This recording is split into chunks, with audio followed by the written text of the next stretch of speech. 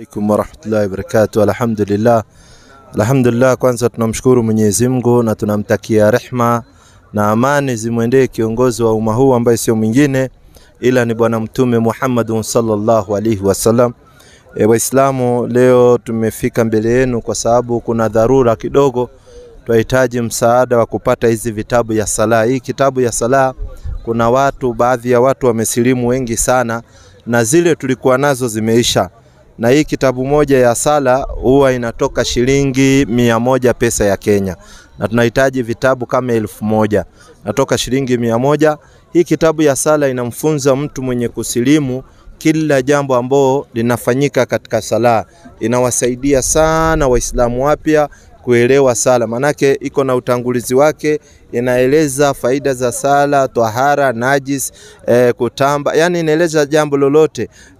Sala ziko na rakaa ngapi, dhuhuri rakaa ngapi, asri rakaa ngapi, asri rakaa ngapi, ishai rakaa ngapi, inaeleza zote. Magharibi rakaa ngapi, inaonyesha sunna za udhu, namna ya kushika udhu. So ni kitabu bora sana kwa watu ambao wakusilimu. Hii kitabu tulikuwa nazo lakini zimeisha, tumegawa zimeisha, inahitaji shilingi 100. So tukipata Muislamu akasema atatoa vitabu 10, alhamdulillah itakuwa ni kheri sana. Vitabu 10 ni shilingi 1000 pesa ya Kenya. Vitabu 20 ni shilingi 2000. Na tunahitaji kama vitabu 1000 katika hii ya sala, ambao itawasaidia sana watu ambao ni wakusilimu na wale bado hawajajua kuhusiana na sala zaidi, ni muhimu sana. Kisha tukana juzu amma hapa, ambao ni utangulizi wa mtu akitaka kujua kusoma Qur'ani, anaanzia hapa. Hata ukisikia makari wakubwa duniani ndio ajue kusoma Qur'ani, ameanzia hapa, anaanza na alif, ba, ta, tha, pole pole mpaka anafahamu. Hii nayo juzu amma inahitaji shilingi 100. Unaona ni utangulizi na kuonyesha namna ya kuanza alif, ba, ta, tha zote unasoma, alafu ndio unaweza kuisoma Qur'ani. So Waislamu tuna upungufu wa hizi vitabu na tuwazihitaji kwa haraka mno inshallah. Na pia hii juzu amma inatoka tu shilingi 100. Vitabu ambazo ni muhimu sana kwa Waislamu wapya kuwa nazo. So tulikuwa nazo zikaisha kwa sababu watu wanasilimu kwa wingi. So tunahitaji kwa sababu kuna watu bado wako pending, tulikuwa tunataka kuwapatia lakini hatuna. Zile tulikuwa nazo zimeisha. So tunahitaji hizi 1000 na tunahitaji hizi 1000. Na kama uko nazo unaweza kutucontact hapo chini ukatuambia mahali huko, tukaja tukazichukua, itakuwa ni bora zaidi.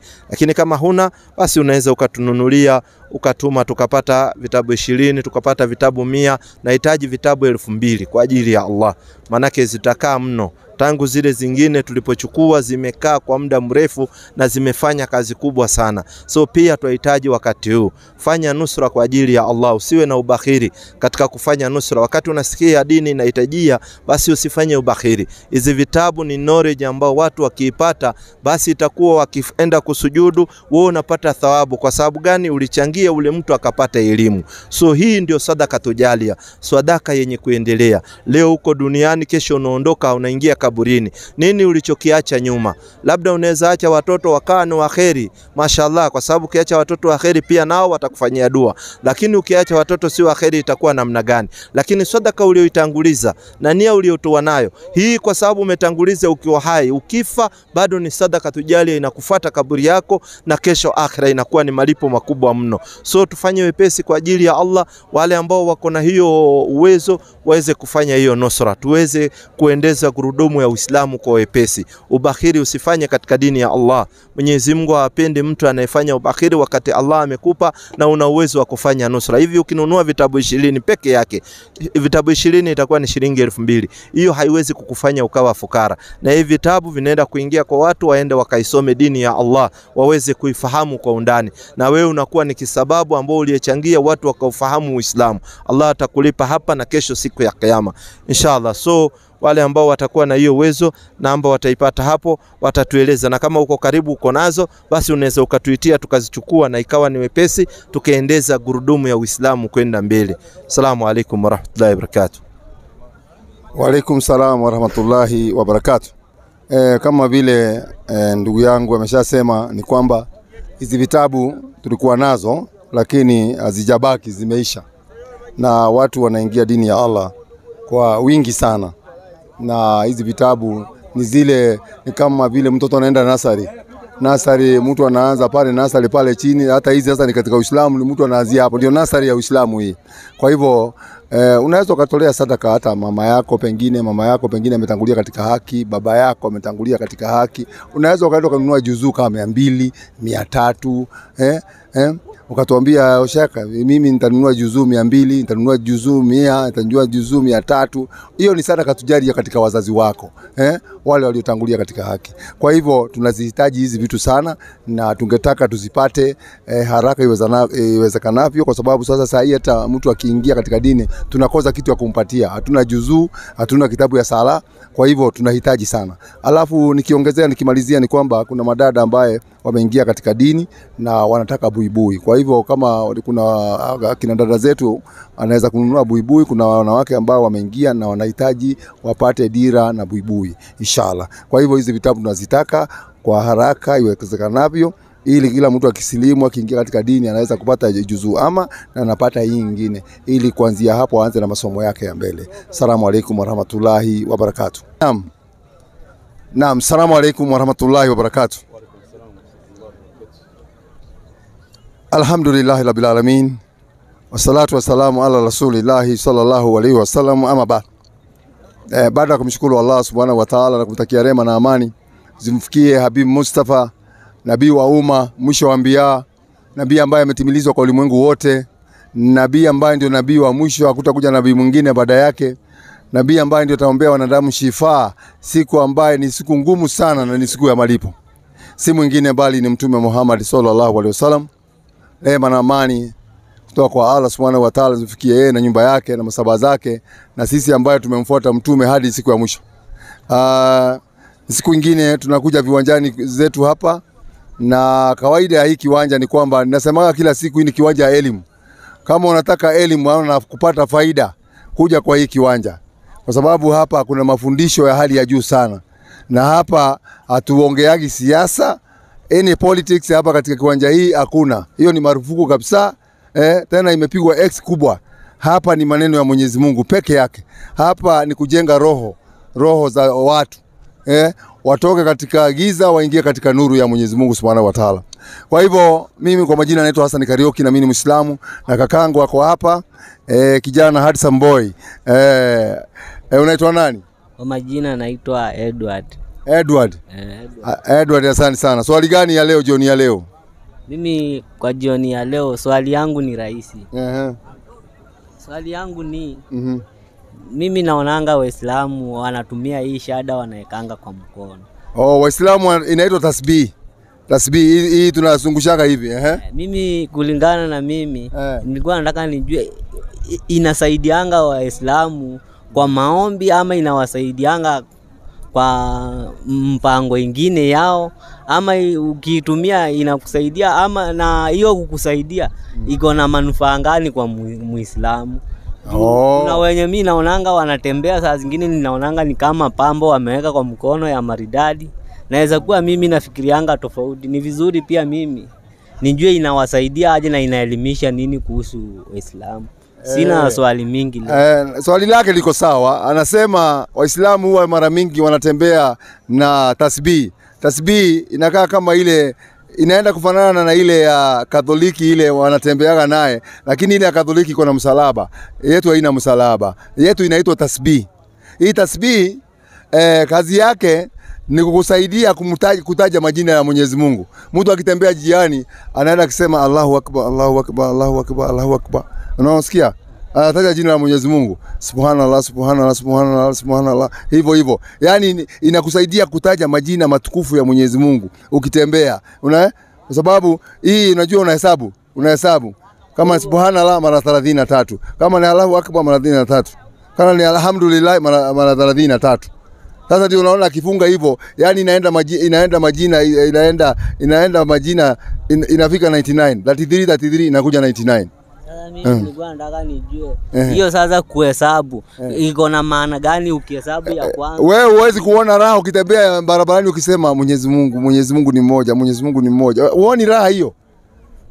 Mwenyezi Mungu ni mkubwa, Mwenyezi Mungu ni mkubwa, Mwenyezi Mungu ni mkubwa. Sina raha. Sasa sisi tunasikia raha sana ukitembea. Hata akili yako iko pale nyingine. Wakati unatembea, akili yako iko tu kumjaja Mwenyezi Mungu. Sasa niulize. Sasa hiyo pambo sasa iko connection gani na Allah? Hiyo ni ya kuhesabu tu, kuhesabu. Unajua kuna watu wengine hawezi ukisema hesabu na vidole, kuna mtu anasahau. Lakini ile ni mzuri kwa sababu inakupeleka 1 2 3 inakuenda mpaka unafika. Ukiona umefika mwisho unajua ni 33. Umemaliza. Allahu Akbar mara 33. Ukienda hivyo subhanallah mara 33. Allahu Akbar mara 33. Na hiyo kwa hivyo hiyo si kama umbo. Hiyo sio umbo wala pambo. Kama kwa kanisa wameweka pambo. Hiyo hakuna. Hiyo hata kuna watu watumiagi hiyo. Watu wengi hata watumii hiyo. Sana wazee ndio kwa sababu ya kusahau. Wanatumia hiyo. Ukiangalia watu wengine vijana hata wengine kuna wale wanabeba na kuna wale wanabeba. Si lazima. Unaweza tumia vidole tu. Hata vidole na hesabu na vidole tu. Vidole tu na hesabu na vidole. Kwa hivyo katika Uislamu kuna wale wenye wanavaa waitumiange, si kila mtu. Hapana. Wewe ukitaka kutumia haijaambiwa ni lazima utumie. Unaweza tumia mikono peke yake bila hiyo. Lakini kwa sababu ya kusahau, wale watu wanasahau, unatumia. Kuna mtu ako na shida pengine kuhesabu. Hiyo tu, haina kitu kingine. Sawa, nimeshukuru. Ni hivyo tu. Ni hivyo. Swali imeisha. Najua yako inakuwa moja tu. Lakini mimi najua utakuja kusilimu hivi karibuni. Mimi naona uko mbali. Ameuliza maswali mingi sana huyu. Haya, pumzika basi. Haina neno. Ako wapi yule rafiki yangu ule? Ameenda wapi tena?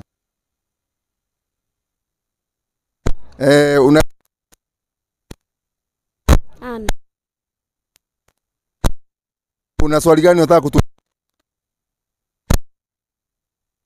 Flemua mnaweka baada instead of kupiga tunaweka mikono.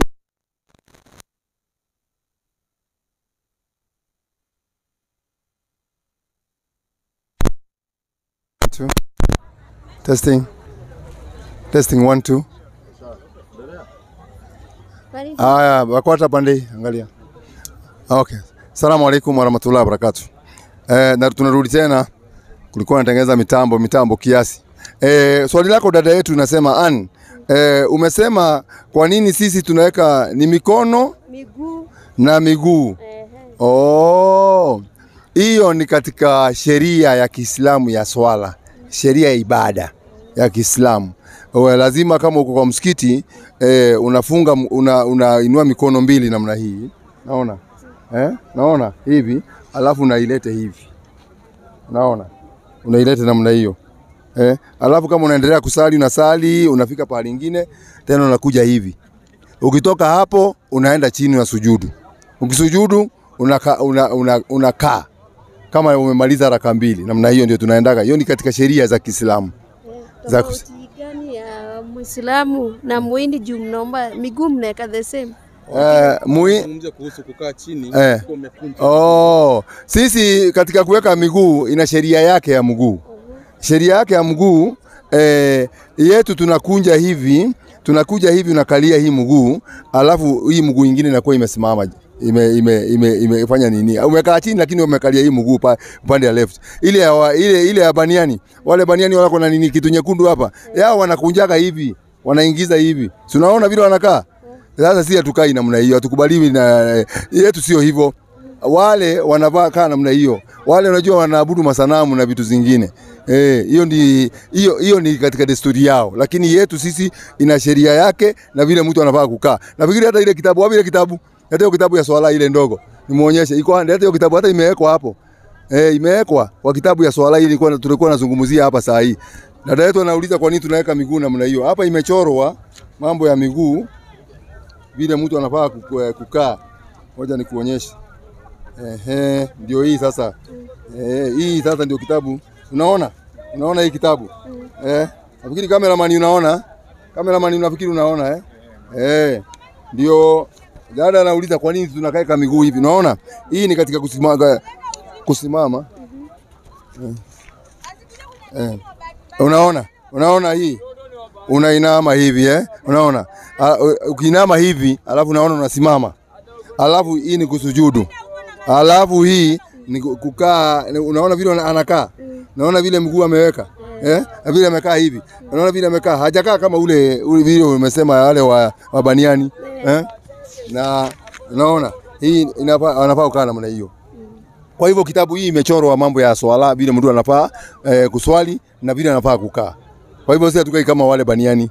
Baniani wanakaa design nyingine, wale wa kuabudu masanamu wale wana design yao ya kuweka miguu.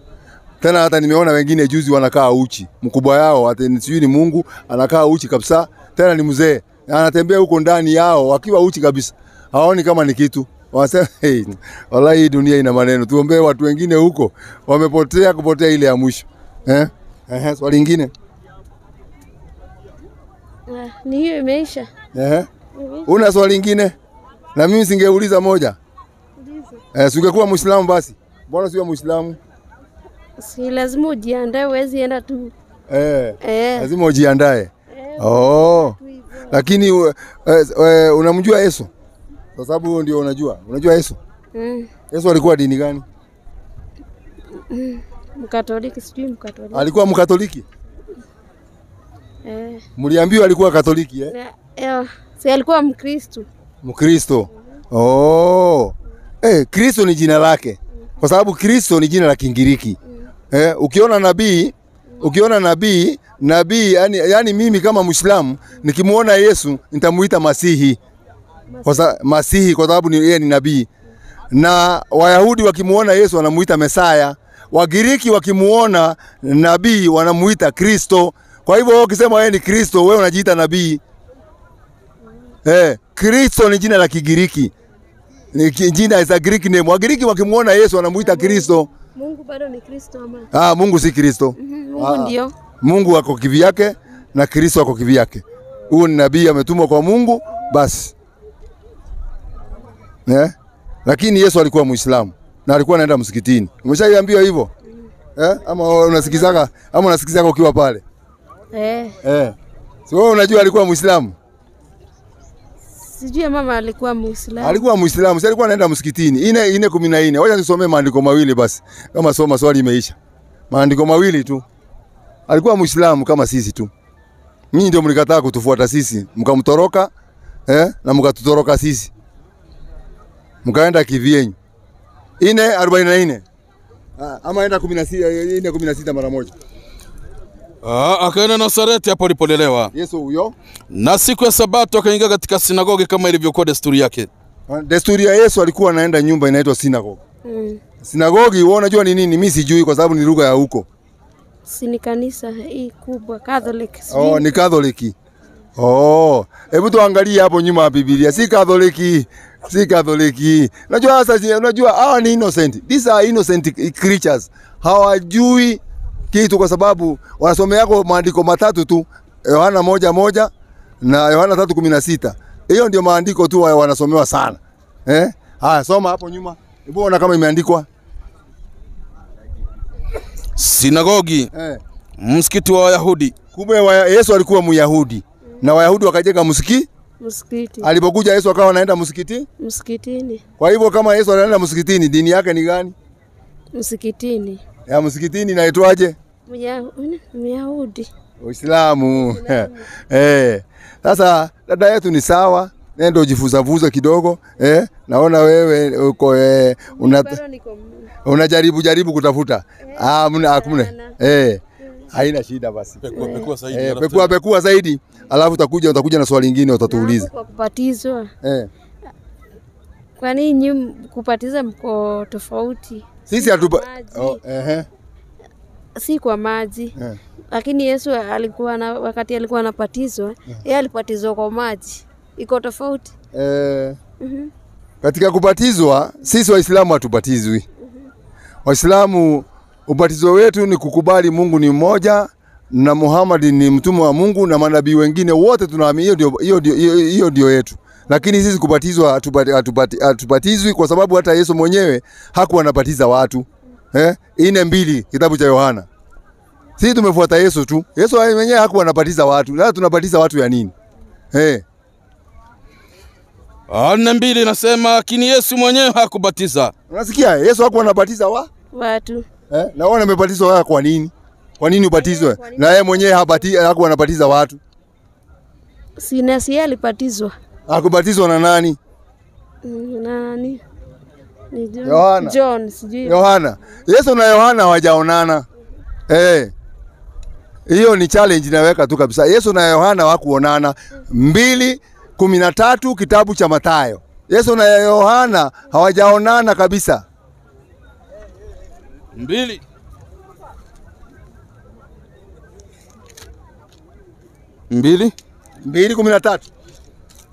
2:13 inasema na hao walipokwisha kwenda zao, tazama malaika wa Bwana alimtokea Yusufu katika ndoto akasema, ondoka mchukue mtoto na mama yake, ukimbilie Misri ukae huko hata nikwambie, kwa maana Herode anataka kumtafuta mtoto amwangamize. Kumbe Yusufu anaambiwa achukue Mariamu na mtoto watoroke nchi ya waende exile nchi ya gani? Ya Misri. Sawa. Kwa sababu Herode anataka kumuua. Ama sio hivyo? Na nani alimukata Yohana utakatifu kichwa? Si ni Herode? Herode. Ukisoma 14 hapo kienda 14. Herode ndio amemkata kichwa Yohana. Sasa wakati Yohana nakatwa kichwa, Yesu ako Misri. Sawa?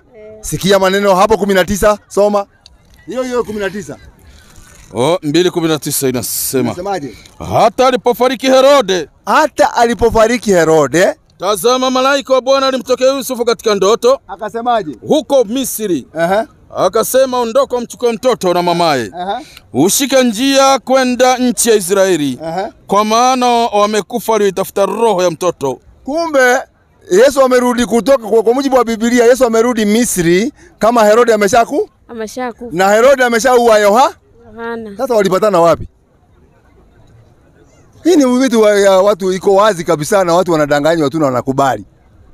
Hata kuna basi nyingine hapa ni vile nitaikumbuka tu saa hii. Herode alisikia hata Yesu anahubiri, akauliza huyo 14 ngapi?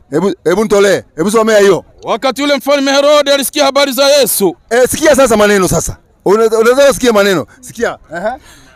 Akawaambia watumishi wake. Huyu ndiye Yohana Mbatizaji ambaye amefufuka katika wafu. Kwa hiyo nguvu hizo zinatenda kazi ndani yake. Unasikia Herode anauliza, amesikia habari ya anauliza huyo ni yule Yohana nilikata kichwa ama ni nani? Kwani amefufuka? Sasa walipatana wapi? Hakuna habari walipatana. Kwa hivyo maneno hiyo kubali alibatizwa, hakuna kitu kama hiyo. Ni waandishi wameweka hizo vitu. Waandishi ndio Yesu anasema 5:20 Mathayo. Hata wajuani. Hawajuani kabisa. Hawakupatana. Ndio Yesu anasema maneno kama haya, muwe mnazingatia hizo vitu sana. 5:20 kitabu ni cha Mathayo mtakatifu maana. Inasemaje? Maana nawaambia kwamba haki yenu isipozidi hiyo haki ya waandishi na Mafarisayo, hamtaingia kamwe katika ufalme wa mbinguni. Lazima ushinde mambo ya waandishi na Mafarisayo. Kwa sababu kuna mambo mengi wameweka huko ambaye si ya kweli. Kwa hivyo lazima uchunguze hawa waandishi. Waandishi wanaandika vitu zingine ambaye si za kweli. Sasa watu wanachanganyikiwa. Wanashindwa tutaenda east ama tutaenda west. Naona maneno hayo. Umeelewa hapo? Nimeelewa. Kuna maneno mengine? Hakuna mengine. Haya, dada yetu. Sawa, swali lake 2 leo. Anasema atakuja kuuliza ingine. Watu wanani? Mimi nafikiri yangu najua. Mwalimu wako hapa kila siku na kila siku anataja jina yake. Mimi naitwa Jackson. Jackson. Nani? Kuna jina moja. Wambua. Na hata yu.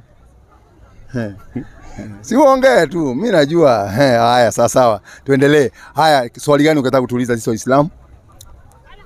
Swali yangu mimi nataka kujua katikati ya Muhammad na Jesus. Okay.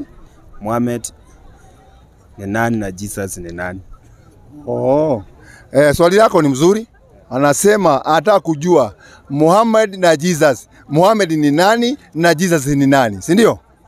Okay. Nianze na nani? Moja tu. Yoyote, nianze na yoyote. Tuanze na Muhammad kwanza. 40 na ngapi? 48 39 Kwa jina la Mwenyezi Mungu mwingi wa rehema na mwenye kurehemu.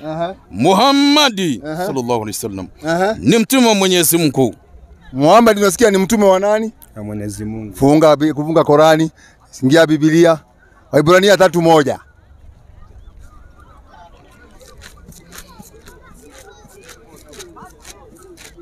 Tatu moja Waibrania inasema, Aje? kwa hiyo ndugu watakatifu, Ndugu watakatifu, wenye kushiriki mwito wa mbinguni, mtafakarini sana mtume na kuhani mkuu wa maungamo yetu Yesu. Kumbe Yesu pia ni mtume wa nani? Wa Mungu. Kwa hivyo wote ni mitume wa nani? Mitume wa Mungu. Hapo tumeelewana? Ni sawa? Tuko sawa hapo? Kwa hivyo tuache hiyo. Wote ni watume wa Mungu. Haya kabisa. Hapo tumeelewana. Haya. Sasa venye nataka kujua katikati ya Muhammad na Yesu kuna shida gani mimi ni abudu? Yaani mimi niko upande wa Yesu na uko kwa Muhammad na wote wametumwa. Si ni wapi banasema Mungu akasema nitume nini ulimwenguni kwa sababu ya makosa ya sisi, yani kwa dhambi zetu. Mungu akatokezea, Yesu akatokezea akamwambia nitume mimi hapa. Si alitumwa kwa ajili yangu, kwa dhambi zangu. Pia Muhammad akuja afanye nini? Ngoja kidogo. Atuokoe. Okay. Akuja kuokoe kutoka dhambini. Dhambi gani hiyo ulikuwa naye? Ndio, ni vizuri tunaulizana dhambi gani hiyo ulikuwa naye. Kwa sababu mimi najua mimi nimezaliwa, mimi najua kuanzia nikiwa mdogo mpaka nikuje kuwa mtoto mkubwa sikuwa na dhambi. Kuanzia nizaliwe kutukiwa katoto kadogo mpaka nikafika miaka ile ya kujua hii ni mbaya na hii ni jema na hii ni nzuri, mimi sikuwa na dhambi. Sasa wewe ulikuwa na dhambi gani? Dhambi nilikuwa na dhambi gani ulikuwa naye? Gani hiyo ulifanya? Ulifanya dhambi gani hiyo? Mungu azisema, yani alimwambia Yesu, yani Yesu alimwambia nitume mimi hapa. Juu Mungu alimuuliza ni nani atakayejitokeza ili kuenda kuokoa watu wangu kutoka dhambini. Hakuna pahali Yesu waliona. Akasema nitume mimi hapa. Kwa ukarimu akamwambia Bwana Bwana nitume mimi hapa. Ilikuwa imeandikwa, hiyo imeandikwa wapi hiyo maneno? Kwa sababu hiyo ni maneno tofauti sana. Anasema Yesu alikuwa na Mungu. Mungu akauliza ni nani tutatuma duniani aende akaokoe watu huko kwa sababu ya dhambi zao. Yesu akasema ate mimi hapa nitaenda. Hiyo maandiko sijaiona. Sijaiona hiyo. Nitaenda kukuangalilia. Hiyo sijaiona. Niulize mwalimu wangu. Haya, mwalimu wako nenda umrudie tena, umwambie hiyo andiko liko wapi? Nikuletee kesho. Labda ni ile mnasomaga Yohana 3:16 kwa maana jinsi hii Mungu aliupenda ulimwengu, labda hiyo. Lakini ngoja kidogo. Turudi hapa kwa dhambi. Wewe unaweza beba dhambi ya mtu ya baba yako? Siwezi. Huwezi beba dhambi ya baba yako. Na hii Yesu dhambi alikuwa anakuja kubeba ni dhambi gani hiyo? Anakuja kubebea watu. Dhambi yangu si ya baba yangu. Anakubebea aje? Kwa hivyo wewe utafute msichana. Haya, ongea tu. Wakati wa mwisho kila mtu atabeba msalaba yake. Pia wewe utabeba yako, utabebea babako. Hukumu itatolewa. Kila mtu atasimama peke yake. Kwa nini sasa basi Yesu alikuja kama tena ukishukua mwisho unaenda kuwekwa mahakamani? Si alikuja kutuokoa. Kukuokoa? Kutukomboa. Sisi wakosefu ndio tulikuwa tumekosa. Umekosa nini? Hiyo ndio nataka kujua, ile kitu wewe ulikosa ni nini? Unajua hii kitu mnadanganywa, lakini ni kitu gani ulikuwa umekosea ndio bahati baka ati Yesu akuje akufe juu yako, atanakuja kuokoa. Kwanza wewe umeokoka? Mimi nimeokoka, Yesu ni Bwana. Umeokoka? Kabisa? Kabisa. Ukiwa dunia hii umeokoka? Nimeokoka. Ukiwa hapa? Mimi katika nyumba ya ufalme. Hata wewe ni mwana katika nyumba ya ufalme? Hebu sikia kwanza wanafunzi kwanza 19:23 Mathayo. Hii masala ya kuokoka sio mchezo. Nyinyi mnachukua kala very light. Hata mimi nimeokoka. Mimi nimeokoka, Yesu ni Bwana. Wewe nyinyi mnacha wanafunzi wenyewe waliuliza hiyo swali. Wacha sasa sisi tuko na wewe hapa tuna discuss hapa saa hii pole pole. Wanafunzi hiyo swali waliuliza Bwana Yesu. Sikiza vile aliwajibu. 19:23 kitabu cha Mathayo. Yesu akawaambia wanafunzi wake, Amin, nawaambieni ya kwamba itakuwa shida tajiri kuingia katika ufalme wa mbinguni. Nawaambia tena, ni rahisi zaidi ngamia kupenya tundu ya sindano kuliko tajiri kuingia katika ufalme wa Mungu. Inaendelea. Wanafunzi waliposikia walishangaa mno. Wanafunzi wamestuka, wameambiwa kutajiri kuingia katika ufalme wa mbinguni mpaka ngamia aingie katika tundu ya sindano kale kachimo kadogo. Niko na jibu. Endelea, ngoja uone jibu. Kuliko tajiri kuingia. Wewe una jibu. Kwa hiyo maandiko niko na jibu. Uko na jibu Wao tusikie majibu ya Yesu, tunaona kama wewe jibu yako na Yesu itapelekana. Wanafunzi waliposikia walishangaa mno wakisema, ni nani basi awezaye kuokoka? Mpaka wanafunzi wamestuka. Mwenye kuokoka ni nani? Yesu akasemaje? Yesu akawa kazi ya macho. Kwanza ukikazia mtu macho una raha. Ni hasira. Ukikazia mtu macho ni raha hiyo. Haya, tuendelee. Inaendelea kusema. Akasema akawaambia, kwa wanadamu nini? Hilo haliwezekani. Ila bali kwa Mungu yote yawezekana. Kumbe anayeokoa ni nani? Anayeokoa ni Mungu. Sio nani?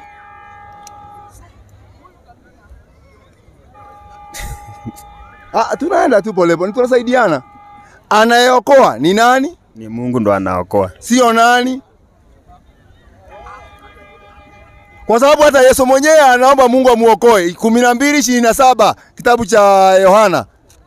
Siacha kwanza ngoja tumalize hiyo kwanza ya wokovu. Pole pole haya, wacha nitoe hiyo moja. Nitasahau. Sawa, utasahau. Acha ni. Nasoma moja. 12:27. Inasemaje? Sasa roho yangu imefadhaika. Nami nisemeje? Baba, ni uniokoe katika saa hii. Kumbe Yesu anasema naye afanye nini? Aokolewe katika saa hii. Na wewe unasema umeokolewa na nani? Na Yesu. Na yeye anaomba aokolewe? Aokolewe. Nani ataokoa mwingine? Sasa hii mambo bwana. Mambo ya wokovu si mambo ya mchezo. Kwa hivyo sisi hatujaokoka. Hakuna muda, hata mimi mwenyewe. Kwa sababu sijui kama nitaingia motoni ama nitaingia peponi. 24:13 kitabu cha Mathayo. Sikiza maneno. Usinipe nafasi hata mimi niongee. Okay. Ngoja train nipite alafu sasa nikupatie nafasi. Sawa? Naam. Haya. Nafasi ni yako.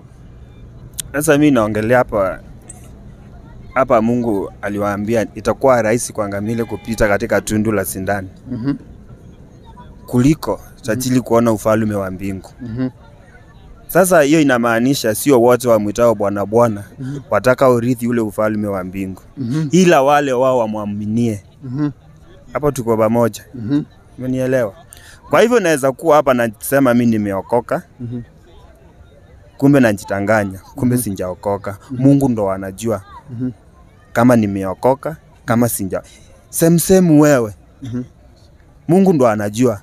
Allah hajui kama Muhammad hajajua kama. Yaani Mungu ndo anajua lakini Muhammad hajui kama.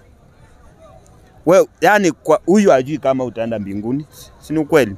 Sisi hatuendi mbinguni kwanza. Hiyo kwanza toa. Hiyo toa kabisa. Unabigania nini duniani? Sisi hatuendi mbinguni. Unaenda wapi? Sisi? Sisi tunaenda pahali nyingine. Wapi? Wewe ndio unaenda mbinguni. Ni wapi? 43 utakuja huko mwalimu. 40 sisi tunakujibu na kitabu. Sasa nitakujibu na nini? Unataka nikujibu kwa mate? Hapana. 43:68.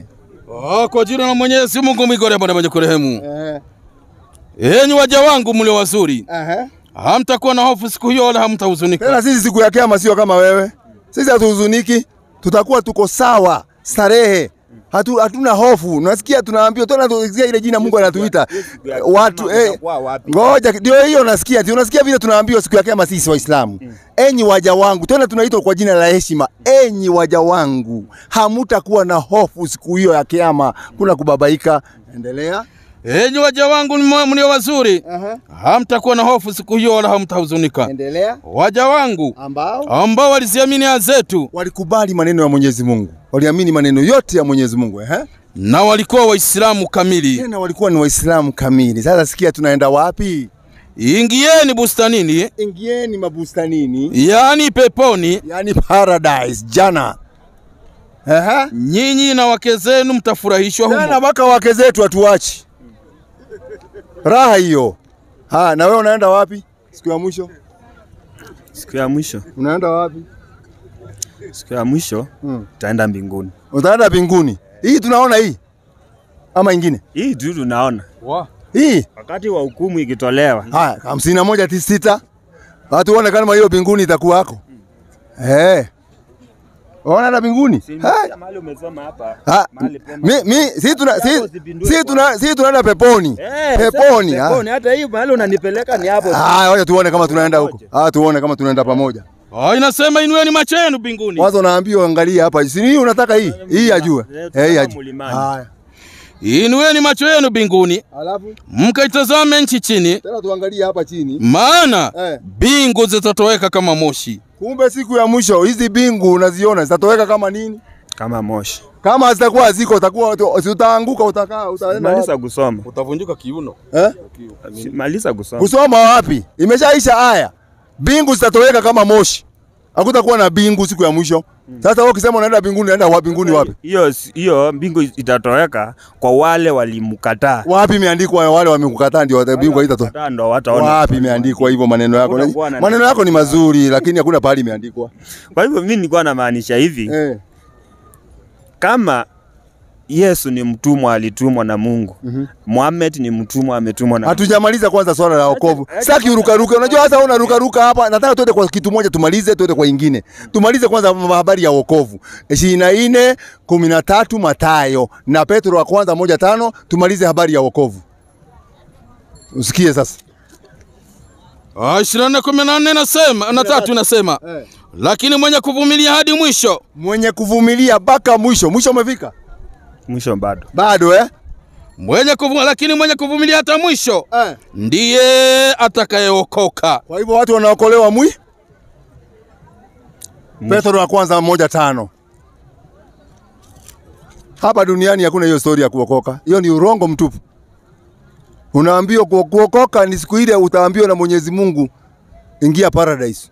Wewe motoni. Wewe paradise. Wewe motoni. Hapo ndio umeokoka. Ndio unaona hata gari kianguka, wengine wanakufa na wengine wanabaki. Wanasema tumenusurika kifo. Basi hiyo wameokoka na ile mauti ya siku hiyo. Soma. Nanyi mnalindwa na nguvu za Mungu kwa njia ya imani. Hata mpate wokovu ulio tayari kufunuliwa wakati wa mwisho. Kumbe wokovu unapatikana siku ya mwisho. Ongea kwani unakataa tena maandiko? Wokovu unapatikana siku gani? Siku ya mwisho. Ni mimi nimesema. Ni Biblia. Unaiamini? Biblia naiamini. Kwa hivyo ngojea wokovu siku gani? Nafaa niokoke mapema. Uokolewe na nani? Na unaambiwa ni mwisho. Unaambiwa ni mwisho. Sio saa hii. Hapa ni ufanye mambo mazuri. Ikifika siku ya mwisho, inafika siku ya mwisho mnaokoka. Different ya kuokoka na kukombolewa ni nini? Kwanza kuna mambo mengi sana hata wewe ufanyagi na wewe sasa hata kwa Mungu sioni kama utaenda. Sasa unaona umeanza kuhukumu. Sija kuhukumu. Kwa sababu ya nini? Naona kuna mambo mengi sana. Ngoja kidogo. Kwa sababu sija kuhukumu. Sija kuhukumu. Kwa nini mimi nasema hivyo? Kuna mambo mengi sana kwa hii kitabu wewe hata ufanyagi. Sasa utaendaje kwa Mungu kama kitabu hii hata ufanye mafuati mambo yake? Nini unafuata hapa kwa hii kitabu? Hebu niambie kitu moja unafuata kwa hii kitabu. Biblia. Utolee vitu 3 ambaye kwa Biblia inasema na unafuata. Vitu 3 tu. 3 things au peke yake. Uniambie hii inafuata na imeandikwa hapa na hapa na hapa. Usione haya ndugu. Tuambie kitu ya kwanza ambayo imeandikwa kwa Biblia na unafuata. Kitu ya kwanza nafuata kwa Biblia inanipia kwanza mwelekeo. Na aje. Kitu gani? Nataka kitu. Inanifunza namna na jinsi ya kumwabudu Mungu. Aya, niyo tuonyeshe ni wapi. Hapo inakufunza nionyeshe ni wapi.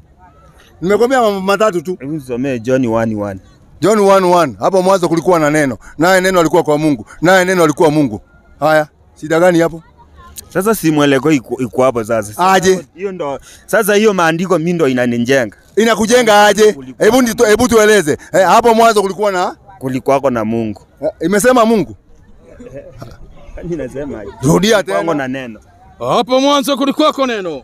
Najua mimi nimesoma offhead akafikiria pengine nimesahau. Haya, soma. Hapo mwanzo kulikuwa neno. Naye neno alikuwa kwa Mungu. Naye neno alikuwa Mungu. Aha.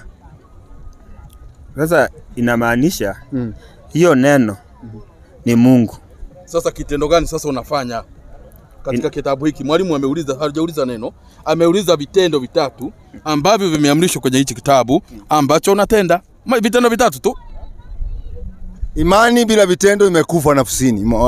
Katika kitabu cha Yakobo. Mwalimu anazungumzia imani bila vitendo is dead. Vitatu tu. Sasa sema vitu tatu tu. Hii kitabu inasema naona fanya.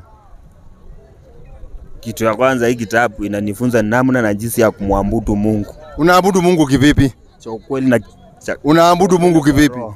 Kwa ukweli na kwa roho. Vitendo unatenda. Vitendo unatenda kitendo gani? Kwa mfano, ngoja nikuonyeshe tu. Matendo. Kwa kitendo sina chuki na mtu na sihukumu mtu. Hapa hiyo ni maneno. Hiyo ni maneno. Hiyo ni kuongea. Matendo ni mfano ni huu. Nikuonyeshe mfano. Nikuonyeshe mfano. 4:10 Mathayo. Inasema ndipo Yesu alipomwambia, nenda zako shetani. Kwa maana imeandikwa. Imeandikwa. Imeandikwaje? Msujudie Bwana Mungu wako. Endelea. Muabudu. Yeye. Peke yake. Hiyo ndio kitendo. Hiyo kitendo imeamrishwa na nani? Na Mungu. Yesu amesema imeandikwa ya kwamba msujudie nani? Sujudie Mungu. Wewe unajua kusujudu ni kufanya nini? Kumwabudu Mungu. Wapi imeandikwa ni kumwabudu Mungu? Nategemea na njia kumwabudu Mungu. Kusujudu ni nini? Nakuuliza kitu simple. Wapi imeandikwa ni kuinama? Kusujudu ni kuinama? Kama hujui unasema sijui mwalimu, tuendelee. 7:3 nyakati wa pili. Hiyo ni kitendo sasa, na hii ni kitendo. Na hiyo hujaifanya tangu uzaliwe. Na bado unasema unaenda kwa Mungu. Unajuaje kama sijaifanya? Soma. Kuna uwezekano mkubwa sana duniani unatafutwa na kule hapa duniani haupo na kule unatafutwa. Wakatazamana wana wa Israeli wote.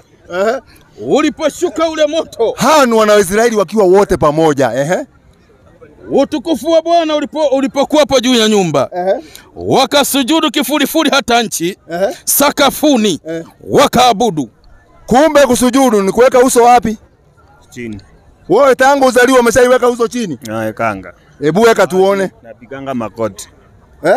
Napiga makoti na muabudu. Na Biblia inasema ufanyaje? Umsujudu. Na kwa hivyo kutangu uzaliwe hujaifanyaje?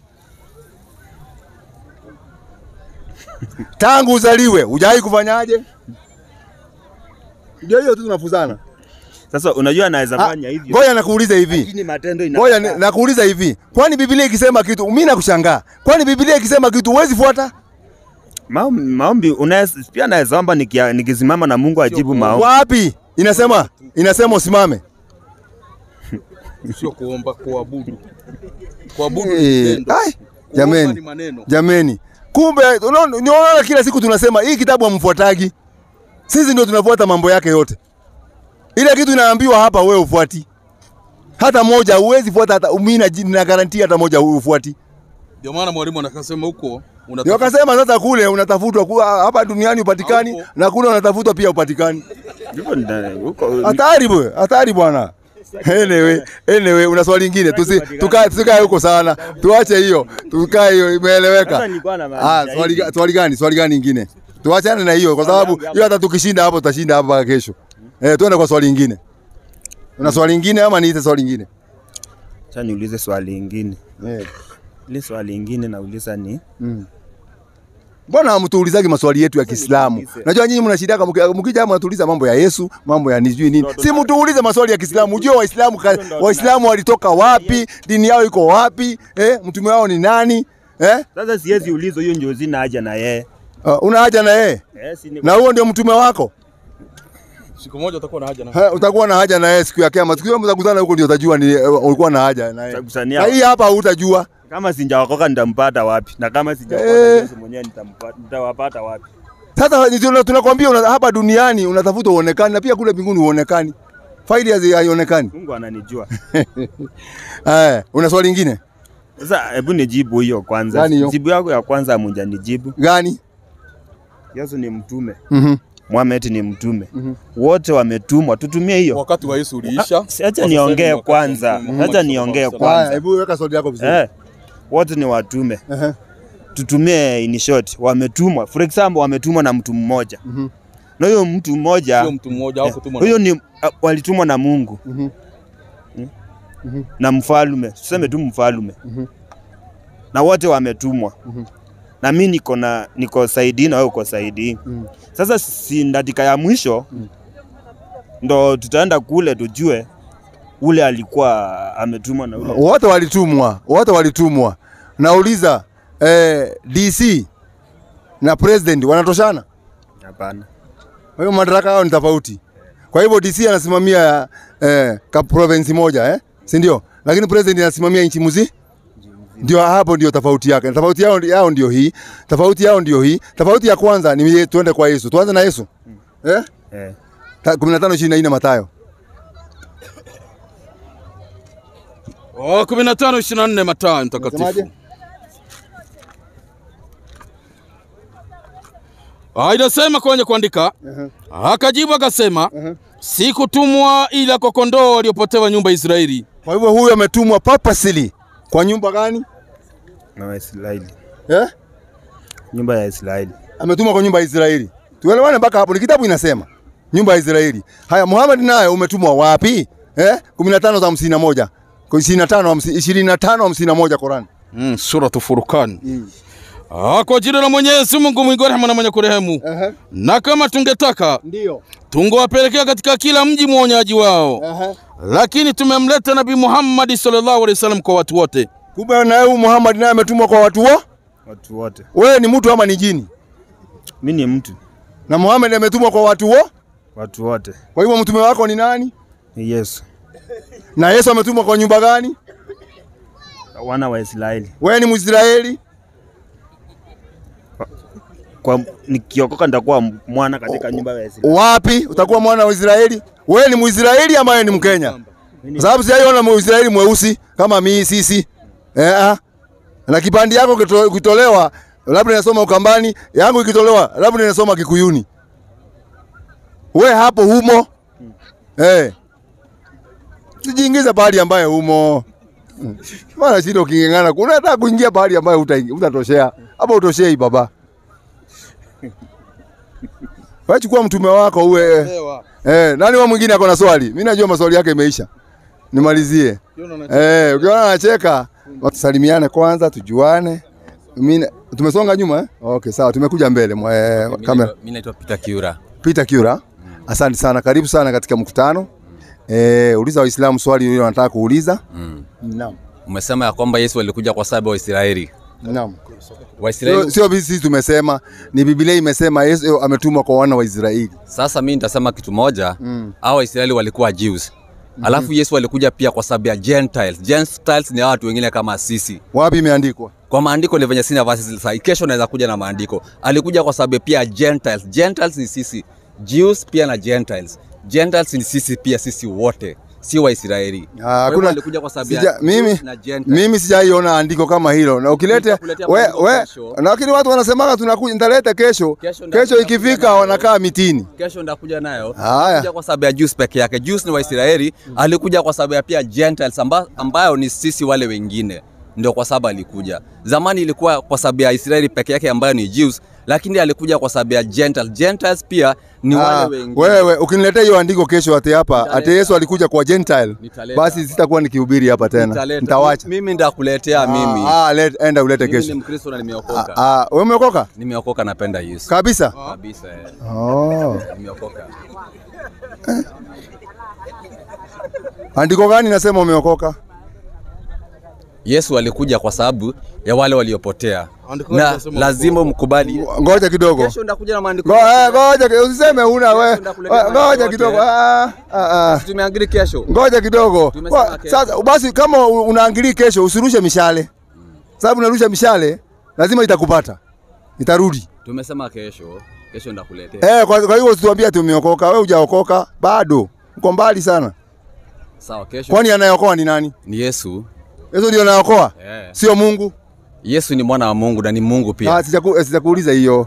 Twende kwa moja moja. Usirukaruke. Uliza. Tumalize na hii ya kuokoka. Anayeokoa ni nani kwa mujibu wa Biblia? Ni Yesu. Andiko.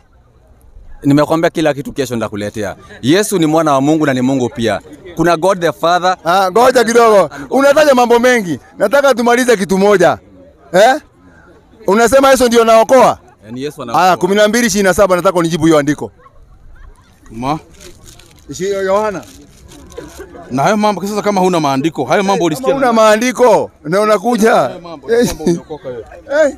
12:27. 12:27 kitabu cha Yohana Mtakatifu. Inasemaje? Yesu anasemaje? 12:27. Inasema sasa roho yangu imefadhaika. Huyo ni Yesu anasema roho yake imefadhaika. Nami nisemeje? Baba, uniokoe. Uniokoe katika saa hii. Yesu anasema afanywaje? Tujibu. Aokolewe. Aokolewe na nani? Na babake. Kwa nini aokolewe na yeye ndio anaokoa?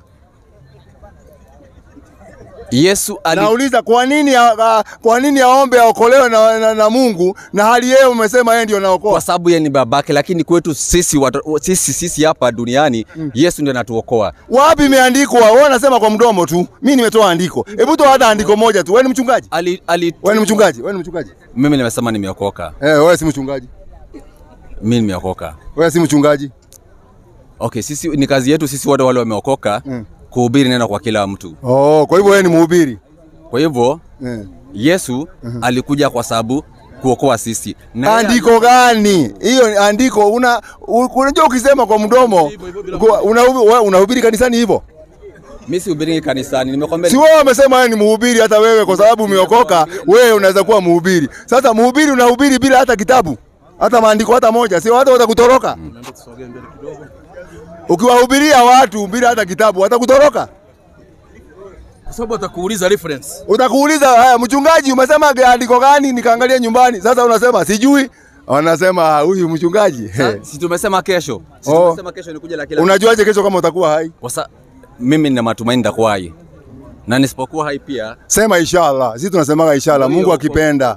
Mungu akipenda. Usisemanga tu nitakuwa kesho. Mtu anasemaga Mungu akipenda kesho nitakuwa. Ndio tuongee maneno umesema ati Yesu. Niko na swali moja kidogo. Swali moja nakuuliza kadogo tu. Kule kanisani mmefundishwa muwe mnasalimiana namna gani? Mkikutana na Mkristo mwenzako mnasalimiana namna gani? Yaani yeye mmefundishwa kusalimiana. Kwa mfano sisi Waislamu nikutana na Muislamu hata njiani namwambia salamu alaykum. Anakuambia wa alaikum salam. Tukutana pale popote. Salamu alaykum, wa alaikum salam. Wa mama, wanaume hivyo hivyo. Na kule kwenye mnafundishwaje? Mkikutana nyinyi wa Kristo mnasalimiana namna gani? Si umeshajibiwa.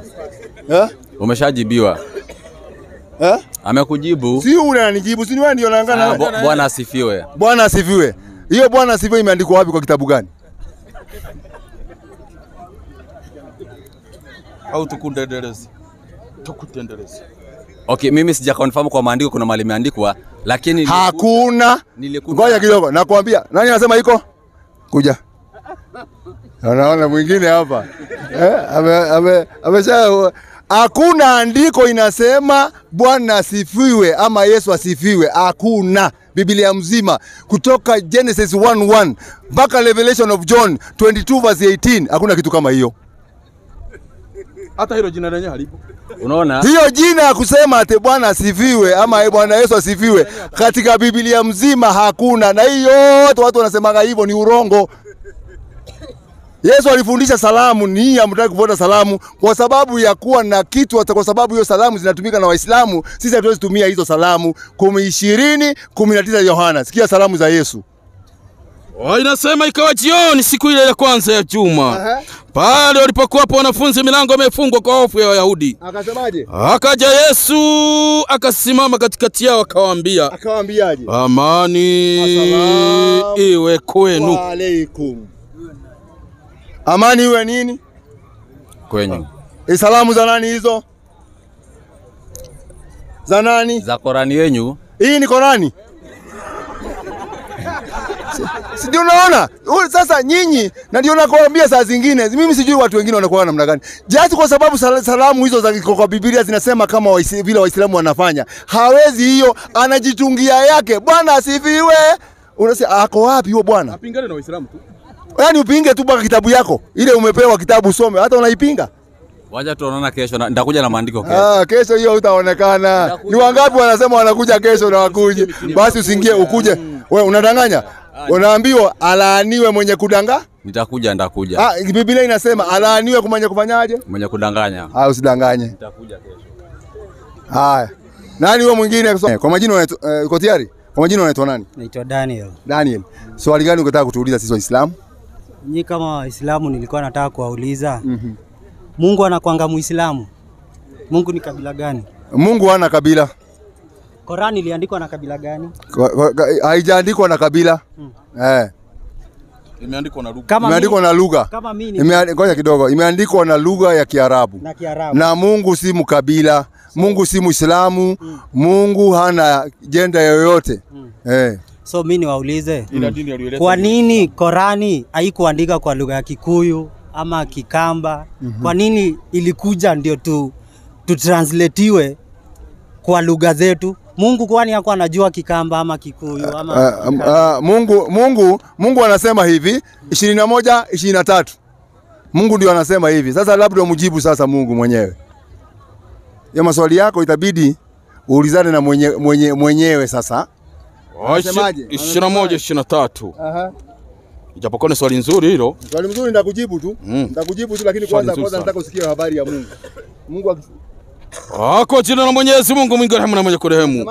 Haulizi Mwenyezi Mungu anayofanya. Kwani yote ni ya haki. Lakini wao viumbe wataulizwa. Sisi ndio taulizwa na Mungu haulizwi kitu. Mungu akishasema kitu ameshasema. Lakini Mungu hangeleta nabii Mkikuyu kwa sababu haikuwa chaguo lake. Mungu alichagua nabii yule anataka. Na hakuna nabii alitoka hapa Afrika, hakuna nabii alitoka kule kwa wazungu, hakuna nabii alitoka kule China, na manabii wametoka area moja hapa pale Middle East. Hiyo ni mpango wa Mungu. So Mungu ni wa huko. Mungu ni wa huko sasa. Kwa sababu mimi swali langu sasa nilikwambia Mungu vile anafanya haulizwi. Sasa labda sasa uende muulize Mungu, kwa nini wewe ulichagua kabila huko? Kwa nini unachagua nabii Mkamba? Sasa itabidi uende muulize wewe. Mimi hapo hiyo swali siwezi kukujibu. Unajua hizi vitu zote si wa Afrika tuliletewa. Uliletewa na nani? Tuliletewa na watu kama nyinyi sasa. Mnajiita nabii lakini si mimi kwani mimi ni nabii? Sasa ndio mnatufunza haya maneno hatuko tunajua. Ngoja kidogo. Ulienda shule? Mimi nilisoma. Ulienda kusoma nini? Nilienda kusoma nini? Nilienda kusoma nisome. Wale kwambia uende shuleni ni nani? Kwa sababu shuleni hii shule nani alilete? Ni system ambao. Ngoja kidogo nauliza, hii shule iletwa na nani Kenya? Mzungu tu. Na kumbe wao wanafuata hiyo mzungu? Kwa sababu ni system ambao tuliingizwa kama venye tunaingizwa system ya Quran, Biblia, ni system. Kwanza wewe una dini wewe? Mimi sina dini. Kwa hivyo wewe ni pagan? Mimi ni pagan. Na pagan inasemekana wanaenda wapi? Wanaenda kuchomwa. Kwa hivyo wewe unangojea kufanywaje? Sasa huyo Mungu. Ngoja kidogo. Kwa hivyo wewe kama pagan unangojea uende ukacho? Mimi swali langu moja ndio nitoke hapa. Nataka nikuulize swali. Mungu ndiye anachomanga watu ama ni shetani? Sasa kwani shetani aliumbwa na nani? Aliumbwa na Mungu. Kwa hivyo boss ni nani? Boss ni Mungu. Kwa hivyo boss ndio mwenye kupunish. So mimi nataka nakuuliza, si boss ndio mwenye kupunish? Boss Mungu ndio anachoma. Kwa hivyo na huyo shetani atachomwa na nani? Atachomwa na Mungu. So Mungu, kumbe hata wewe pagani kwa sababu rafiki yako ni shetani. Ngoja kidogo. Kwa sababu wewe ni pagani na rafiki wako ni shetani. Kwa hivyo nyinyi wote mtachomwa na nani? Na huyo Mungu. Siku gani? Hiyo siku yenye mnasemaga. Wewe Mungu unamjua kwanza wewe. Mungu. Unajua si wa Afrika. Wewe uliumbwa na nani wewe? Kwanza wewe uliumbwa na nani? Labda naongea na mtu ambaye mwingine anaweza kuwa ni jini, sina habari. Wewe uliumbwa na nani? Unamwamini Mungu? Wewe uliumbwa na nani wewe? Niliumbwa na Mungu. Mungu yupi? Huyo Mungu mwenye aliumba dunia. Ndio alikuumba. Lakini hakuwa. Kwa hivyo unajua hako?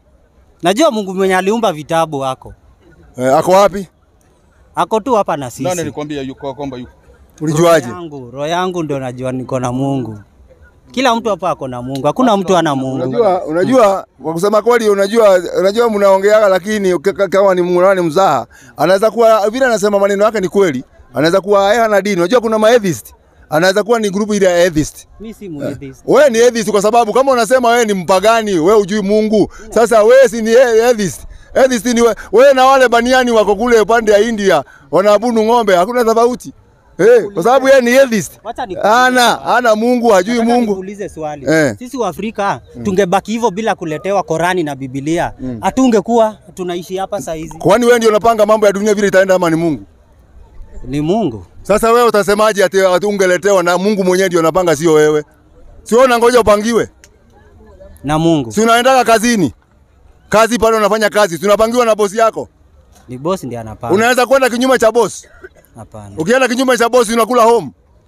Hata kwa Mungu unakula home. So hasira ya Mungu akikasirika, anakwenda ndio hivyo. Atakuua siku ya mwisho, ndio atakupunish. Swali moja ndio nitoke. Nyi Waislamu na Wakristo muanga mnakashifu shetani mmoja.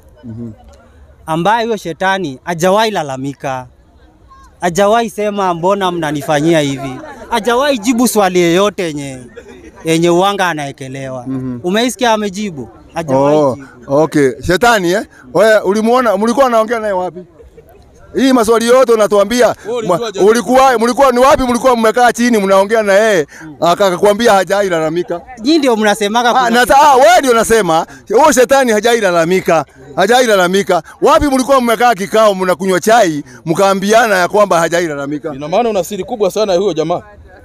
Sijai muona akilalamika mimi. Hajawahi jibu. Nyinyi kila siku every Friday wa Kristo kila Jumapili wanaenda kusema tunatoa mapepo. Nyinyi mnasema shetani ni mbaya.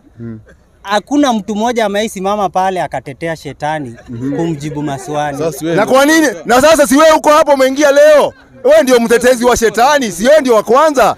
Kwa sababu leo umeingia, mtetezi wa shetani yako hapa. Yeye anasema alisikia shetani halalamiki na nini. Wewe ndio unafaa kumtetea kwanza kwa sababu mko grupu moja. Hana dini na wewe huna. Sasa nyinyi ndio unafaa kumtetea. Wakristo na Waislamu achana nao. Hao wanamjua Mungu wao. Umemtetea vizuri sana. Anamtetea sana. Unaonekana shetani anakufanyia kitu mzuri sana. Hakuna kitu amenifanyia mzuri. Hajakufanyia kitu mzuri na Mungu tu bado hakuna kitu amenifanyia mzuri. Hata Mungu. Hakuna kitu wao watu wamenifanyia. Hata Mungu. Sasa hii ikifika hapo anasema jameni, mnamsikia huyu? Unajua kuna maneno mengine mtu anaongea na ni kukufuru na kufuru. Anasema Mungu hajawahi mfanyia kitu wala ibilisi hajawahi mfanyia kitu. Sasa huyu ni atheist. Unasikia vile watu wanaitwa atheist. Wale ambao wanasemanga Mungu hakuna. Ndio wanasemaga ati mtu alikuja kama nyani, alikuwa na mkia mrefu huko nyuma, ikaenda katika. Hawa watu ni watu wale wanafuata mambo ya theory. Yaani hivyo inaitwa evolution theory ni ya hawa. Kama huyu. Chukua huyu mpeleke kwa nisani akakokoke. Hata nikuulize swali moja tu. Kaza swali gani unauliza? Wewe huna kitabu, huna nabii, huna Mungu. Sasa wewe ni wa nani? Mimi nimeishi nikifunzwa na babu yangu kwa sababu babu yangu alikuwepo siku zile hata hakuwa anajua. Babu wako ni wapande gani? Mimi ni Msapere. Mimi ni mtu hiyo ni babu bado anaishi. Alikuwa anakufundisha nini? Anajua Mungu. Nilikuwa namuona asubuhi anatoka nje anasema jua Asis. Si tunaitanga jua. Anasema huyo ndio Mungu wake. Na bala mwezi ikitoka na stars anasema huyo ni mama baba ngoja nimalize swali. Babu yangu na watu wengi wenye nilikaa na wao. Jua ikiangaza anasema huyo ni baba ambaye ni ametulinda kutoka asubuhi mpaka jioni ameenda kupumuzi.